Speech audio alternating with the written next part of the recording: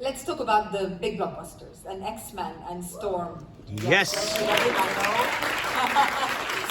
There's a huge fan base for them, and I think, and I do remember those days because to me they were a turning point. They were no longer those like superhero films that didn't have substance. All of a sudden there were actors like yourself who kind of, you know, gave identity to those characters. How aware were you of it, and how excited were you that you kind of managed to give an identity to Storm? Very.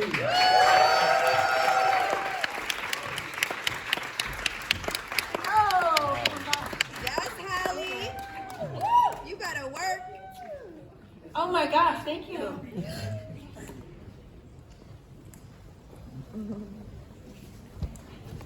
Welcome, welcome, Halle. Everybody's very happy to have you, right, guys? Gosh, thank you. I'm so very happy to be here. It's my first time here, and my God, it's been fantastic.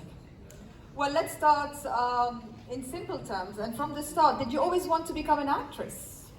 No. This is probably, when I was growing up, the absolute last thing I thought I would be doing.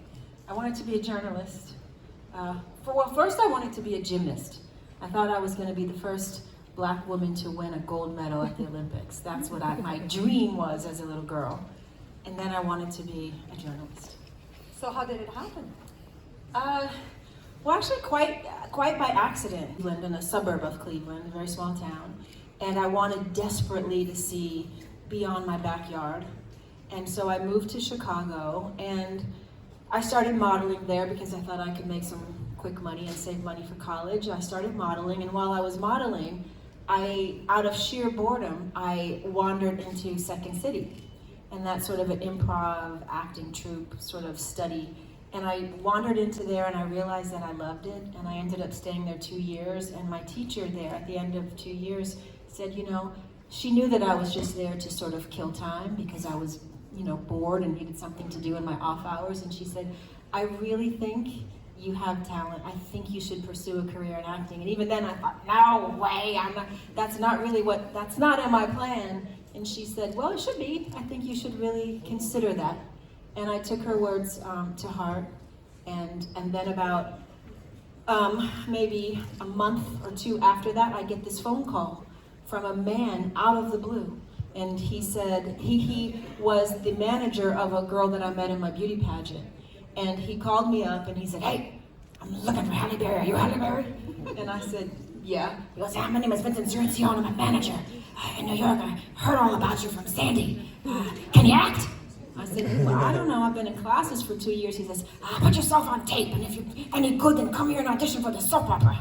I said, okay, because I knew her and I trusted her. I flew out there, and then that started I didn't get that job, but that started my ball rolling, and he convinced me to move to New York, which I did, and sort of went from there.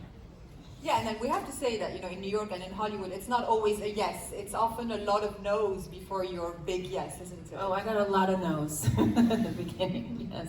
Yeah, that's part of it, you know, being able to persevere, I think, and know yourself and refuse to take no for an answer. Once you make up your mind that that's what you want to do, that's your path, you have to be relentless in your pursuit, I think, and you absolutely cannot have a plan B. Everyone I've ever met that had a plan B, guess what? They're doing their plan B. Not their A plan. Well, we're very happy that you stuck to your plan A, aren't we? Yeah. So let's go to your first film, Jungle Fever, not too shabby, Spike Lee. How do you remember the experience of stepping on a film set, you know? It can be quite intimidating. It's a movie set and it's Spike Lee. Oh yeah, it was very intimidating. I mean, Spike was bigger than life then, he's bigger than life now. He's such a character. And I was very lucky because it was my first film, and Spike gave me an opportunity I had a small part, you know, with Sam Jackson as, I lovingly call her Viv the crackhead head. And he allowed me to stay for the entire production, and he let me stay in an apartment above his store called Spike Lee's Joint, And he allowed me to do that because I told him I'm interested in learning. I want to absorb all of what this is. I want to learn about all the departments. You know, the cinematographer, the set design, the costumes, everything. And so what I would do in my off time was just shadow around and, you know, learn about all the other departments and everything it took to make a motion picture. And I got to do that on my first movie making experience. And I have to say it served me well throughout my career, understanding what everyone is going through and how hard everyone else has to work to make it all happen for the actors that are more forward facing. Yeah, absolutely. It's such a collaborative thing Yes. to make a movie, and it's very Yes. important to acknowledge those who make you look good basically Yes. on the film. Yes. And Spike, what do you think is his, like, you know, great differentiating point as a filmmaker?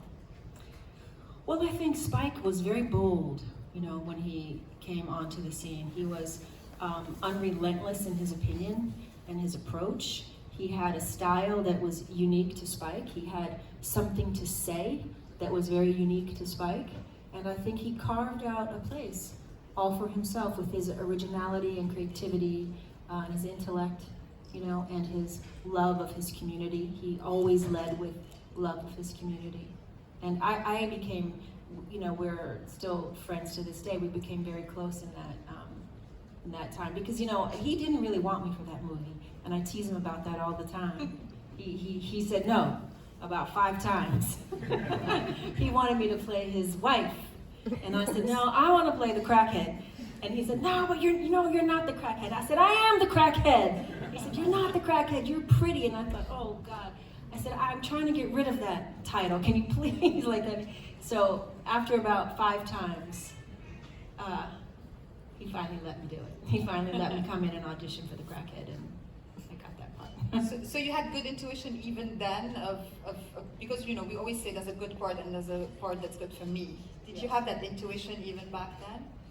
Well, coming from beauty pageants, you know, there's a stigma that I felt like when I came into the industry that was placed on me, that, oh, she's just a pretty face. She really is not talented. So very early on, I knew that I would have to fight for roles that were against type, against the way people wanted to cast me. And Spike will tell you today, he wanted to cast me for just that. And I refused to do that. And I knew that that would be sort of the death of my acting career if I didn't really show right, you know, at the start that there was more to me than met the eye. And he luckily gave me that opportunity to start that way. So that was very important to me, and that's still important to me, even to this day, to make sure I fight for those roles that allow me to transcend and to always grow and stretch myself and work my craft. Yeah, you've definitely done that. Let's talk about Boomerang, because that was the breakthrough film, right? It was an Eddie Murphy starring film, but it made you a star, didn't it? How did that change your life, and how was it a learning curve to work with Eddie Murphy himself? Well, you know, Eddie, contrary to what people think, you know, I thought I'm going to work with Eddie Murphy and I'm going to be laughing the whole time. Right? Oh, he's quite serious. Very. And most comedians are. Most comedians that I've ever known or worked with, you know, they're a little dark. You know, they can be dark. They have a dark sense of humor. And I think it's that darkness that propels them, you know, to find the humor in everyday life. And I think out of pain comes comedy. And I think I learned that about Eddie on that movie. I learned about his work ethic, but I also, you know, learned about the pain. I think that was just below the surface of who he was. And that was interesting to watch his process and to work alongside it. And what changes when you're in a role that people are all of a sudden recognizing you for? How does it change one's life? Especially in Hollywood, where you can go from anonymity to fame overnight. I think that's probably the hardest part, you know? I think that's the part of the business that you don't exactly sign up for. And how can you? You have no idea what that will mean when you lose your anonymity and your ability to move through the world in a seamless way and have private moments. Go to the supermarket. Just the basic things, you know, that's the hard part. But it is par for the course. And I managed it just fine until I had my children. And then when I had my children, then my wheels just came completely off. Because now it's okay for me to have to go in public and, you know, but not my children. And so for a while in Hollywood, it was sort of a phenomenon that children were being chased and harassed and terrorized by the media. And it took a while before Hollywood finally caught up and got the memo that this is really unhealthy, what we're doing to children, and that started to change. And I remember I had to go to Sacramento and fight to actually get the law changed so that my daughter, who had been so harassed by the paparazzi, she grew up for the first 6 years of her life in the backyard, really never even going out into the world. And when she started preschool, she was hounded and hunted and harassed and terrorized, so much so she didn't want to go to school. And she would cry, and I think now at 15 years old, I see some of the ramifications of that early life, and a bit of her paranoia and her sometimes inability to be social. I think all of that stemmed from her early years with the men, she called them, who are always there and always flashing and always screaming and shouting and really terrorizing her.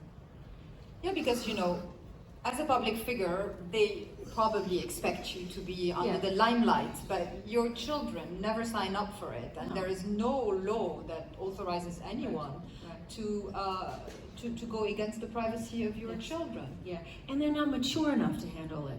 Like their frontal cortex is still developing at those ages. They don't understand what that is. But as an adult, yes, it's par for the course. And I've accepted that, and usually I'm always happy to see everybody usually is very, very lovely to me, and it's always a nice exchange. But children, that was something different. I fully agree.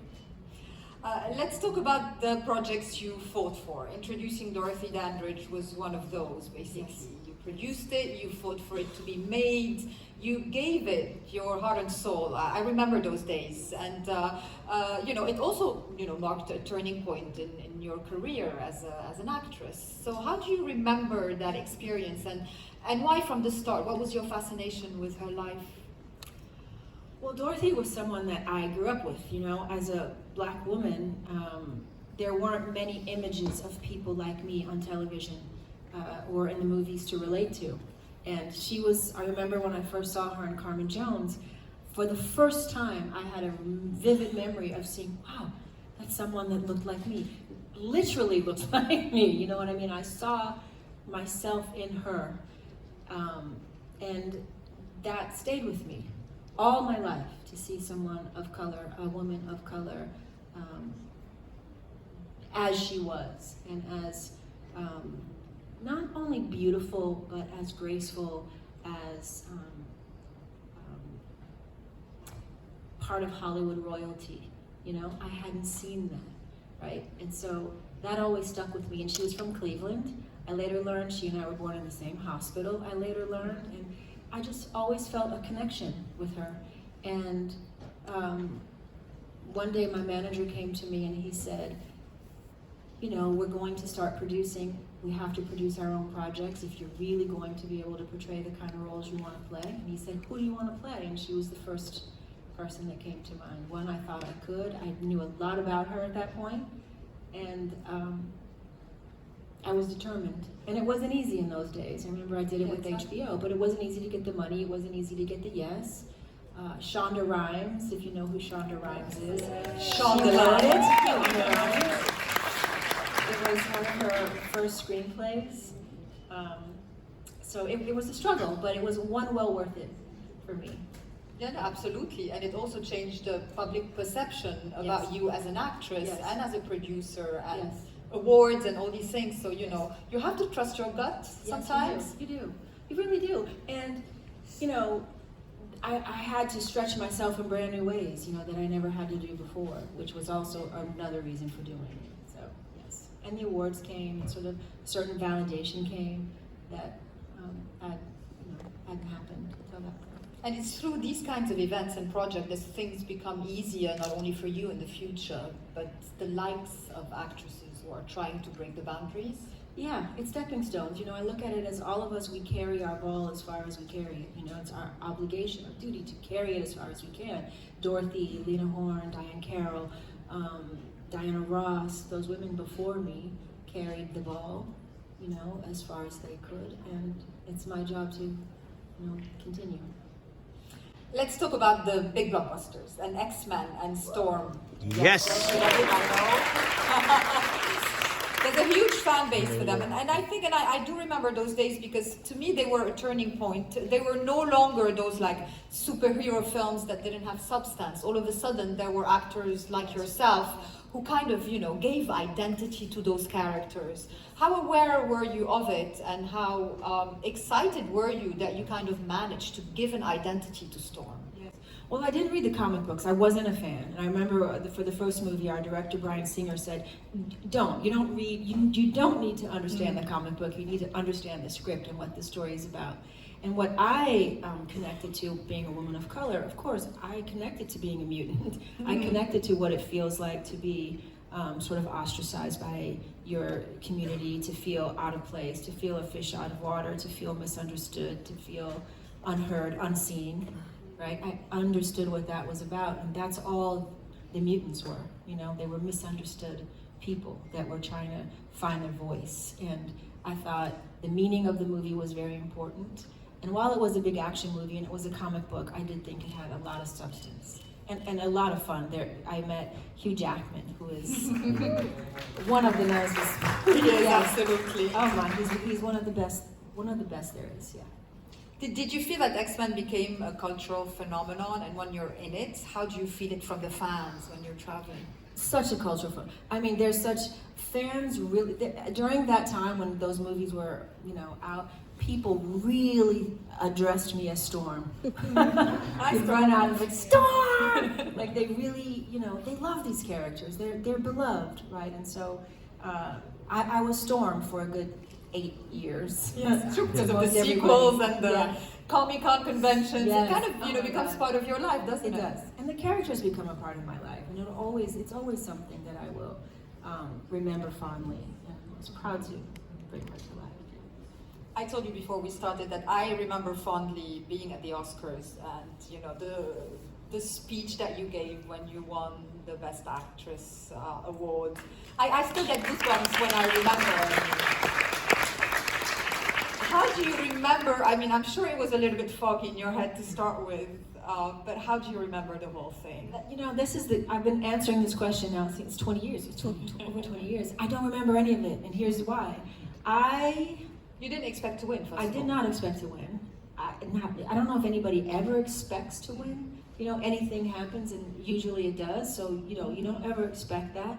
But back in these days, it's no longer the case, but it was usually whoever won the Golden Globe is who won the Oscar. You won the SAG. Yes, but SAG wasn't what SAG is today. True. It was the Golden Globe. If you didn't win the Golden Globe, you probably wouldn't win the Oscar. So any hopes I had were dashed when I lost to Sissy Spacek for the Golden Globe.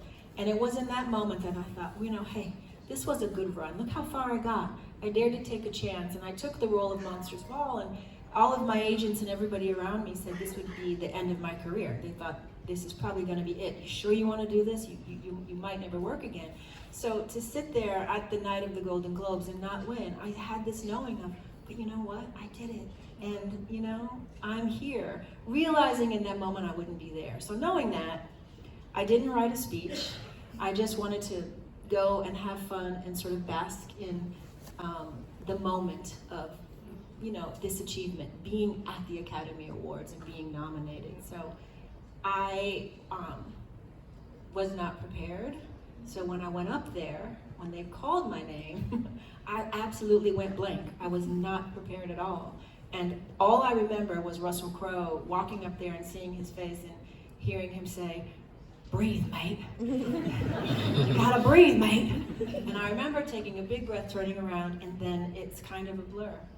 What happened. And the next memory I really have is backstage, walking in like the shadows of behind the stage and realizing, oh shit, I have an Oscar. I think I won. Really, it was like I saw it for the first time backstage. Well, I'll remind you what you said, and I still have goosebumps. This moment is so much bigger than me. With your tears. And it's so beautiful because it was. That was my subconscious talking, honestly. I had nothing prepared. And that was my subconscious, and I somehow knew that it was bigger than me. But I have to say, I am, the sad part of it for me, because that was such a big moment, but the sad part is that, you know, there's, I think it's 21 years now, no one else of color like me has walked through that door. Yes, exactly. So that is a great sadness, because I really felt that night meant something, and it did. You know, women of color, I mean, awards aren't everything. We're working in the industry now in a way that we never were, right? So there has been change, and it did matter, but I have to say I'm very heartbroken as I sit here that no one else is. It's true, because Octavia Spencer and Viola Davis both won, but for supporting actress. So we are rooting for this to be a best And Diana actress. Ross should have been, Dorothy should have been first, Diana Ross should have been second, and I don't know who should have been third, but those two women should have been before me for sure. Let's talk about Monsters Ball and that role, because, you know, heart-wrenching is the understatement of this film. It was such a difficult part and such a difficult film, emotionally, and I'm sure, you know, physically, because, you know, it was quite full on. So tell us a little bit about the whole experience of accepting the role, doing it, Mark Forster. I mean, it was big. Again, another role they didn't want me for. Yes. Another role. Ah, she's too pretty. And, you know, this sentence has plagued my career, because I get very frustrated by the notion of that, because you ask yourself, how does anyone's physicality spare them any human experience? It just isn't so. Yes. So that's always been something that I've had to fight against. But a role like that isn't as hard for me as you might think. Being able to dig deep in that well of mine and to have a cathartic experience through making a film is actually what lights me up. It's quite the opposite, right? The action movies are a lot harder, because that's physical and you have to train and that's grinding. But to allow yourself to be vulnerable and go to those dark places and expose what's really inside, I think is actually quite liberating and quite freeing. In the process of making those types of films, are you in a different frame of mind? Is it, you know, or you're able to just leave the movie at home and, you know, on set and go home and, you know, detach from the emotion of it? I'm able to leave it now. I think in the early days, like Jungle Fever, I couldn't detach. I really didn't trust the technique that I had learned, so I thought I had to be method. So for that crackhead role, I didn't shower, I didn't shave, I went to a real crack den, like I thought I had to experience it. Now today, I don't. I rely on the craft, and I rely on leaving it. I think it's much healthier to leave it on the set. Now having children, the last thing I want to do is bring home these characters. You know, it's not healthy for me, it's not healthy for my family, my children, my partner. That would be a nightmare. So I like going in, but I also like taking off the clothes, taking off the wig, and leaving it there.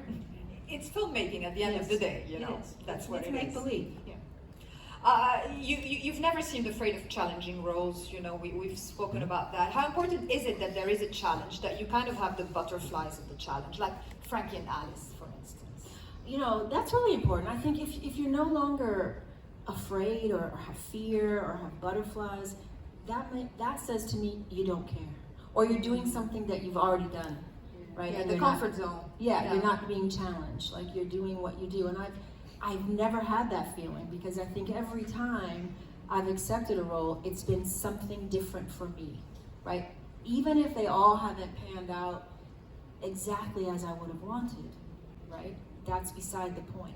It's always about taking on a new challenge, taking a risk. If you don't risk big, you can never win big. And sometimes you don't always win, but you realize there'll be another opportunity. And I've learned the most in my failures than I have in my successes. I think everyone would probably agree to that. You learn the most about who you are when you fail, and how you continue on. You also learn what you're made of. And it's impossible in such a long career to only have the good parts. No, I don't know anyone who's had all successes. Not one actor, not one director, not one, no creative. Art is subjective, so how could you? It's always going to be judged, and it's always going to be based on the opinions of the others, always.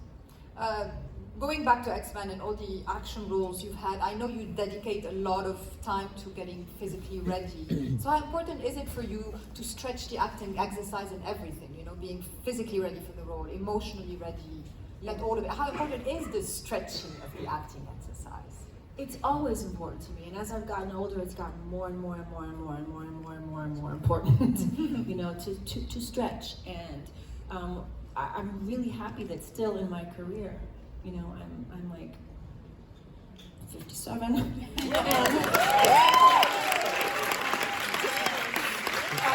looking as gorgeous as you did in that Oscar dress, by the way, which was such a moment in itself. But at 57, to still be able to do action movies, I just did John Wick, to still be able to, you know, that's my gymnastics training that's still in my body, you know, an athlete, once an athlete, always an athlete, so that remains, and that allows me to still do things like that at this age in my life, and I'm really excited to be able to still do that in my career. I'm going to mention the film and then going to upload again. Die Another Day, everybody. Oh, look, he was that. He's jinxed. Yes. Someone came prepared. Well done. I love it. But also, again, you know, to come back to what we spoke about for X-Men, you know, that there was the stigma of the Bond girl until the likes of you came along and gave it an identity. So, did you hesitate in taking on that one, or did you already know that you could give it the Halle imprint? Well, I met with Barbara Broccoli, who I adore. I have to say, I never worked on a film franchise that was so wonderful, and I feel like I will always be a part of that family, of the Bond franchise. And I talked with Barbara early on, and I said, I love the franchise, and I love being a Bond girl, but I'm going to need to be one that's a little bit formidable, because I knew that I had these action skills, and I really wanted to modernize what I thought the Bond girl was. And to my surprise, she was open to that, and she said, yes, Halle, do it, let's talk about it. And so it was she who gave me the opportunity to sort of reimagine what a Bond girl could be. I mean, we were going to do a spin-off for a little while. We were in the talks of doing that, but it never. Well, it's never too late. You still look that gorgeous in that bikini. So. Well, that. I know you do. But did you feel that it was a turning point as well, in the sense that, you know, with the likes of you and Michelle Yeoh, the Bond girls stopped being the damsel in distress? Do you enjoy watching them now as, you know, kind of equal to the character of James Bond? I do, but I will always love James Bond. I love the franchise. I love, it's iconic, right? And I love it. But yes, do I love seeing the women stronger, more of an integral part of the story in a real way, more equal to Bond? Yes, I do. I think that's evolution, and I think it's a beautiful thing. Girl power, guys. All right, genres, because you've done so many. You spoke about John Wick, which kind of mixes the genres, action and sci-fi at the same time, and you've kind of done it all. Is there a genre that you still feel that you would like to do, and which one's kind of your favorite? Sometimes, you know, it's a personal favorite. I think I want to do more comedy. I don't think anybody thinks I'm funny, but I can be really funny. I think so. I really am going to, I think in my second act, work on more comedy, and still the action. I've got a movie that I'm working on right now with Angelina Jolie. Yes. Oh man, I'm so excited for this one. Like, she and I are gonna go like, oh, I can't wait. It's gonna be like, yeah, because she also feels that she would like to do more comedies, I think. So that combination is going to be quite good. And that's going to mix comedy and action and sort of Mr. and Mrs. Smith with women meet Mission Impossible with a comedic twist. We're excited. I'm in. I'm buying a ticket now. Well, because you like to do your own stunts, do you feel that physical acting is also important? We tackled a little bit about it. Is it as important sometimes as the emotional one? I think so, especially, you know, I've always known this, but I learned this very much with John Wick and Chad Stahelski, the director. The reason I think the John Wick franchise has been so successful is because Keanu and everybody involved, they do their own stunts. That's a requirement. Yeah. And so that also frees the director to put the camera anywhere he wants, because you don't have to cut out to, you know, mask that we're using doubles. You don't have to use certain angles that, you know, won't show that it's really not the actor. So I learned through that experience how vitally important it is that if you're going to do action and do it well, I think you have to do it yourself. Tom Cruise knows that with all of his action movies, right? Keanu knows that. I think it's very, very important that we do it ourselves. Michelle Yeoh knows that too. And I would love to continue. If I'm going to do action, it's going to be me, or I won't be doing it. Well, tell us a bit about working with Keanu, because those movies are such an imprint as well of his career and being part of the whole John Wick extravaganza.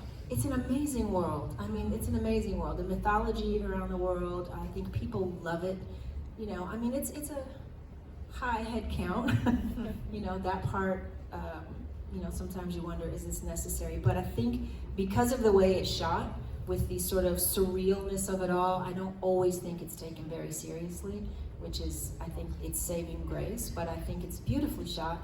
The action is like none I've really ever seen. And Keanu is the best at it. He's, you know, broken bones and caused himself a lot of issue. You know, he's given his heart, body, and soul to that franchise. He does indeed. He loves that as well, and it's important to love what you do. I think, loves it. especially in this business. He loves it. Let's talk about the directors you've worked with. How much do you love, you know, we spoke about Spike Lee and his own imprint as a director. You know, we spoke the last time for Kingsman and Matthew Vaughn. How much do you love directors who have their own narrative, their own cinematography, their own imprint, their own identity? I think that's really important.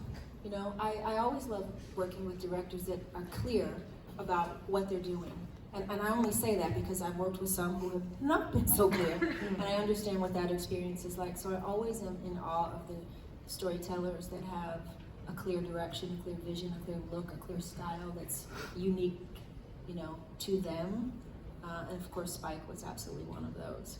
I got to work with Warren Beatty, and again, that was my first time working with a director who was also an actor in the movie. So I understood how hard that was. I understood what he had to put into it, and I watched him, and I learned, and I saw how he navigated that process.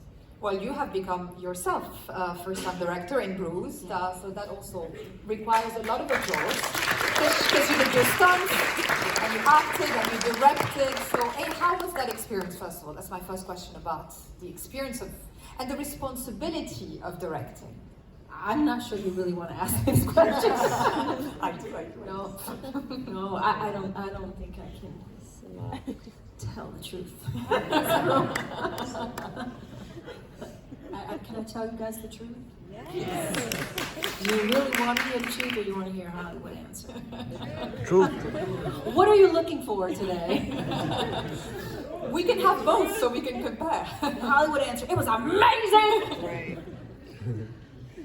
The truth, it was hell. It was one of the hardest things I'd ever been asked to do. And largely, and I'll say this honestly, it's because I was a woman, and because I was a black woman. And the treatment that I endured and that I had to suffer, things I had to go through, what I had to put up with, was unconscionable. Unconscionable. And if I were a man, and if I were a white man, or if I were even a black man, it would have been indelibly easier. But because I was a woman of color, it was hell. You tell them, Halle. And it's amazing I even made it. It's amazing I got over the finish line. It's amazing it premiered anywhere and that Netflix bought it. It's a miracle that actually happened, because it was one of the hardest things I've ever had to do in my whole life. And I'm so proud of you that you pulled it off and you did it wonderfully. And it's the right time to mention the Red Sea Film Festival team, who have been championing women since the inception of the festival. We have 38 female directors at the festival this year, and the Women in Cinema activities throughout the years. That is incredible. For us in the region, it is very important to champion women in cinema, as we've seen at the box office this year. Women in cinema work. Yes. So do it again. We do. Hello, Barbie. How is it to direct actors as well? Because I think you can, as an actor, you know actors. So is it an asset to be an actor director? Oh, for sure. I think every director, to be a director, you should be required to take an acting class. Like, and a really good one, like Meisner or Stanislavski. You should really have to study so you know the craft. So you understand what it is to be naked and turn around slowly and have everybody watch you. You need to understand the language of an actor, how to speak to an actor. You know, I've witnessed and have been spoken to myself in ways that, don't incite creativity and don't welcome creativity, quite honestly. And I think it's very destructive when directors don't understand how sensitive we can be, how insecure we are, and how delicate the balance is. You know, we're walking on a tightrope, and I think if they don't understand that, it can go terribly wrong, and I've seen that happen. I've seen that happen because they don't have the language or the sensitivity. And I think that was my strength as a director. I think every actor, director, that is their strength, for sure. Did you keep in mind a lot of the things that you admired about the directors you had worked with and used them yourself? Was it a little bit of the sum of everything you'd learned? The things I loved and the things I did not love. Yes. You know, I kept all of that. You know, I remembered the ways I had been treated that didn't bring out the best in me, and I was determined not to do that with the actors in my film. And yes, I remembered the ways, the collaborative way in which I love to work with the director. So I tried to be a good collaborator. I always listened to what their ideas were. Even if their ideas weren't what we ended up going with, I realized they had to be heard. You know, they had to be heard. People need to be heard. We need to be seen. And then we decide together, you know. And then at some point, because it's really not a democracy making movies, the director does get to decide, but it's not after you've heard and made a conscious choice to do what you think is right for the film. And I think as long as people are heard, I think that's really half the battle, hearing what they have to say. Yeah. Everybody, if you haven't watched it, go watch Bruised on Netflix tonight. All right, an easy one. A co-star you particularly enjoyed working with? Penelope Cruz. I I did a movie with her called Gothica. But you know when you fall in love with someone, even if it's a woman, you just fall in love with who they are as a person? I just loved her from the minute I met her. Yeah. She's my number one. Yes. And Billy Bob adorable. Thornton. And Billy Bob I Thornton. really loved working with Billy Bob too. And that was a scary movie we did together, you know? A scary, scary, scary movie. Scary movie. And he was gracious and kind and respectful. You know, it wasn't easy to go to those places with someone you don't know. But he was very respectful. And so was Pierce Brosnan. He's my Bond. Always my Bond. He was the same way. All very nice people, by the way. Yeah. It's, there are nice people in Hollywood. There are. Contrary to Hollywood, to popular belief. Yeah. All right, Halle, your production company. Another round of applause for being also a high-powered producer. Obviously, we spoke about Dorothy Dandridge, and that was like the first time you produced, but now it's a production company, and you are in charge of the projects that you take on as a producer or for yourself as an actor. How much does that allow you to be in control of your craft and to accept the roles you now want to do? You know, you're an Oscar winner now. You can decide. Well, I've been an Oscar winner for 20 years, and I haven't always been able to decide. It didn't do for me what it has done for some. Let's just put it that way. And that goes back to being a black woman. It just didn't move my needle quite in that way. But as I sit here today, having Halle, that has moved my needle, because now I do get to decide what projects I do. I get to, you know, find a book that I love and say, oh, I want to make this into a screenplay. I get to have an idea in my head that I'm developing right now because I had a thought, and I get to make it into a screenplay. I get to now decide who I work with, the kinds of producers I work with. When I did Bruised, nightmare producers. Now I get to decide who I work with, and I learned so much from that movie. I learned who not to work with. I learned what to look for, what not to do. You know, and so now I get to create my own opportunities, and that is amazing to have arrived at this point and still be here and still be working in the industry in this way and making my own decisions and choices is really empowering. Absolutely. Is it easy to find the right project, the right story, the right thing to do? You know, I think that's part of it. You know, you have to find something that sort of resonates with me. People have been asking me since Bruce, are you going to direct again? And I thought, absolutely. I won't star and direct, but yes, I want to direct. Well, what? And I haven't known. You know, I thought, well, it'll just have to find me, or I'll find that project again that keeps me up at night. I'll find that special germ of an idea that comes to me. And I just finally figured that out on an airplane flying here. Well, we have a scoop now. I know, I just figured it out. So, you know, you have to wait until it finds you sometimes. Again, visceral, when you find something? Visceral, yes, visceral. And I also think, and I learned this from Warren Beatty, that if you're going to direct, especially as an actor-director, not, you know, making a career out of directing, but if you're going to be an actor and then you parlay into directing, he said it best back then. He said it's very important to find something that you know about and that you love, right? And I believed it when he told me that, but now having done it, I'm really clear as to how important that advice was, because as a director, you have to have the story in your head. You have to see it in moving pictures, all of it, start to finish, right? It's your vision, it's in your brain, and it's your job to bring that to the screen, right? So you have to see it. And I just finally, on the plane right here, saw my story, saw what's in my heart, and realized what I knew that I wanted to share. Right, and it took me the last 3 years to figure out like what that was. I know that I'm not a director for hire. I'm not going to go to the next episode of, you know, an episodic. That's not me. But I finally honed in on what I want to say in the world right now. Dare I ask, at the risk of being rejected? No. Well, it's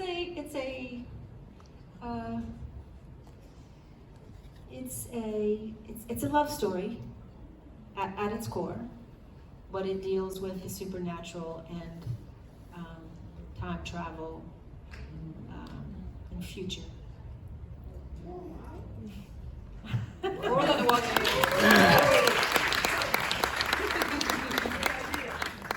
A good idea, right? I know. It's a good idea. I think so. We have a lot of Halle lovers in the room. Oh right? no, I didn't know I had any Halle lovers over here.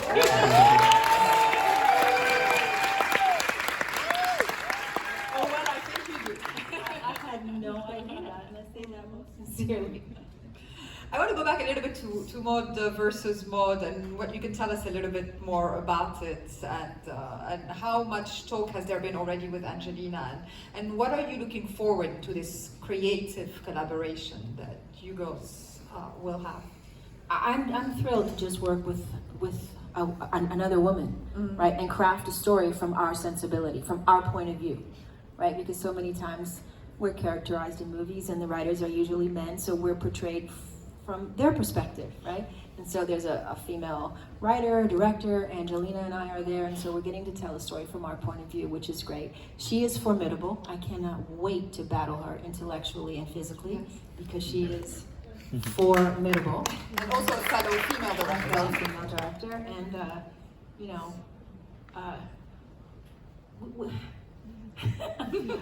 we had a rocky start, and I think that's been that is going to serve us well in our on-time screen together, you know.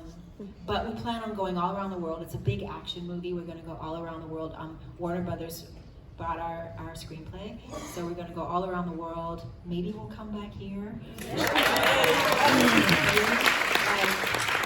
As I was scouting around in Old Town today, I was looking around thinking, what little thing can we get in here or there? And for us, it's about going to places that have never been shot before, that have never been seen on screen before. So we're looking for those gems in the world to sort of go to bring the there to this movie, somehow show a different part of the world, things that we haven't seen. So we might be back here. And this is exactly what happens when you become a producer, director. The creative juices change a little bit in your head, and you start seeing the place you visit as a filming location, right? That's right. When I call it, when you're no longer the dancing bear, you start thinking outside that box, and every place you go is an opportunity to shoot a film or to tell a story. Yeah, absolutely. Well, I would be delighted to have you back in Jeddah. In Leon, and we have a long list of places to suggest. Yes.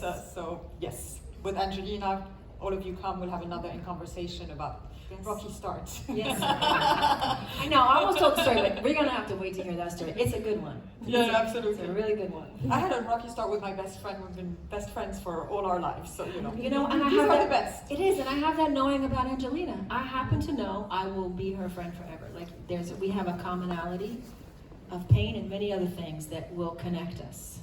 And we've been talking a lot about divorces and exits, and we've bonded, let's just say that.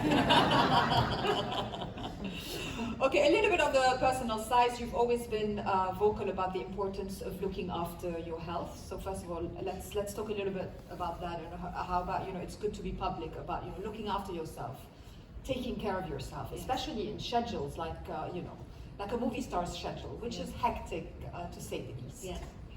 Well, I got diagnosed with diabetes when I was 19 or 20 years old, and that changed my life. I was suffered as I was a teenager, but with diabetes, nothing hurts, right? Normally, nothing hurts, and so I wasn't complaining about it to anyone, and I didn't go to the doctor all the time. I had a single mom, and we went to the doctor when something was wrong. Basically, that was the only time. So I never complained of anything, but when I got diagnosed and I realized what diabetes was, I realized that I had been a diabetic all through my teenage years. But when I finally got my first job on television, a show called Living Dolls, a television show, I had to start working 12 and 14-hour days, and I had never done that before. Whenever I, got tired, I would go to sleep, or I would go eat candy and self-medicate and do all the things that I would do being a diabetic, but now I couldn't do that. So about, 8 weeks into shooting, I passed out and went into a coma and woke up 3-4 days later, and they told me I'm type 1 diabetic. I'm going to be on 34 units of insulin, probably for the rest of my life. Now imagine being a young woman and hearing that, and when you're 19, 20 years old, I thought that was a death sentence. Like, you hear you have a disease and you have to shoot yourself with insulin for the rest of your life and change your eating habits and change everything. It was a very scary time. And at first I didn't take it very seriously. I thought, I'm not gonna do this. I've been managing just fine. And then I realized when you're on insulin, you cannot do that. It's very dangerous. So luckily for me, I went on vacation and I ended up in Hawaii. And I met this Eastern medicine doctor that was there. And I went up to him and I said to him, I hear you talking about how you can cure all these diseases and help people with your Eastern medicine. Can you talk to me? And I explained to him, my situation, and he took one look at me. And this is the intuition of Eastern medicine. And he said, you shouldn't be on insulin. Wrong diagnosis. He said, if you listen to what I'm going to tell you to do, I can get you off insulin and get you onto health. He said, effectively, what you've done is you've shut your pancreas down by giving it insulin. Your body wants to work for you, but you have to jumpstart it.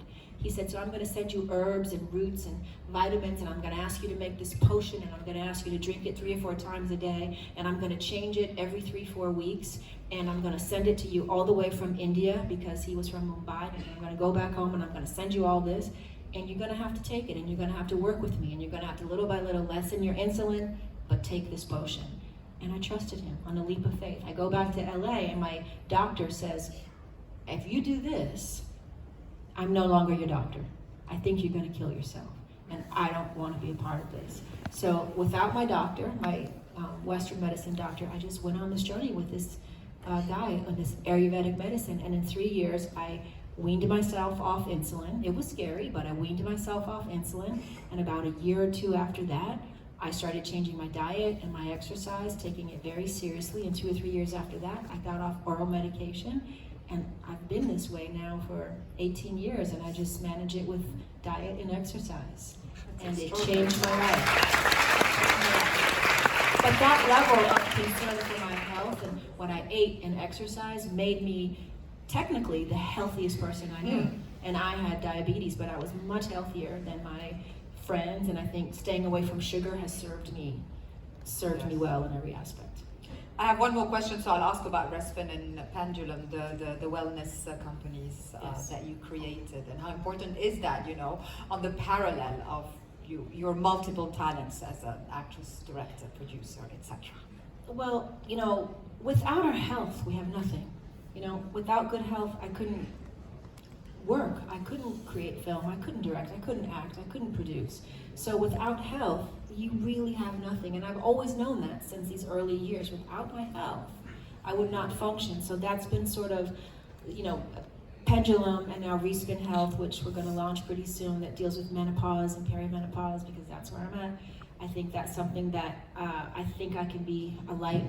I can shine some light in the dark corner, because menopause is something that as women we just don't talk about. I think we're ashamed to talk about it. It's been so stigmatized, and society tells us that after we reach after we're out of our childbearing years, we're no longer valuable. You know, so I think it's time for us to reclaim that narrative and change that way of thinking. So having good health and, you know, stepping into our own and to ourselves as women, I think is really empowering and very important. For sure. All right. Well, time flies when we're talking to you. I'm going to say this from the heart. You're a beautiful person, Halle Berry. And it's such a pleasure to have you open your heart to us today. So thank you so much. Thank you. Thank you so much for having me. Thank you very much. I look forward to tomorrow.